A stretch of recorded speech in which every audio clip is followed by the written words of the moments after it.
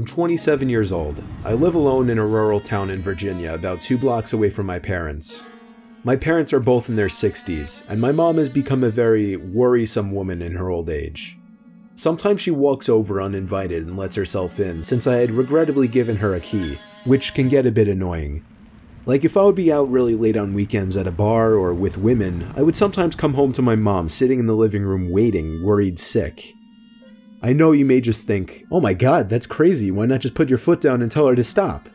Well, because you don't know my mom.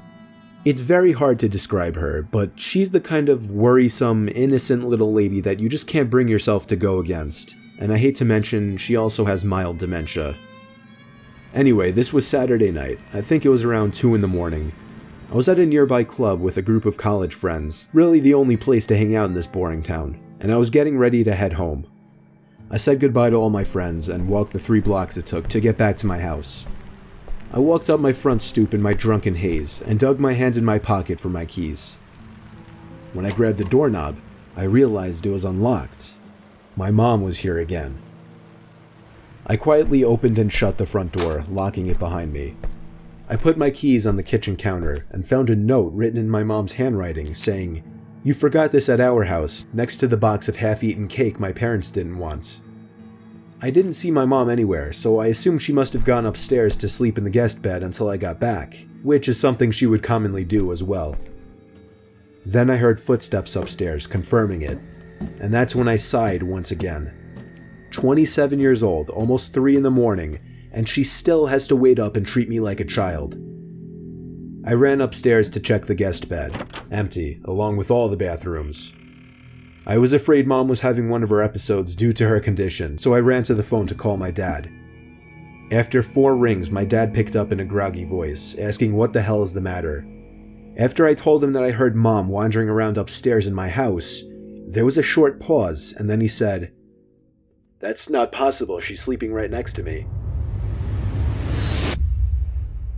My mouth fell open as I turned my head to face the dark upstairs. And just barely by the light provided by the kitchen, I could see a head peering around from the corner at the top of the stairs, looking down at me. I screamed into the phone as I ran out the front door and down the street to my parents' house, explaining to my father on the way.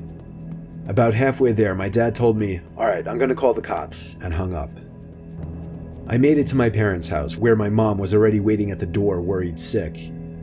My mom explained that she did come over to clean my kitchen a little bit and to bring over the cake they didn't want.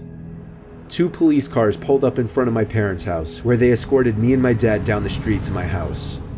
1 officer stayed outside with us, while 2 others went inside to investigate.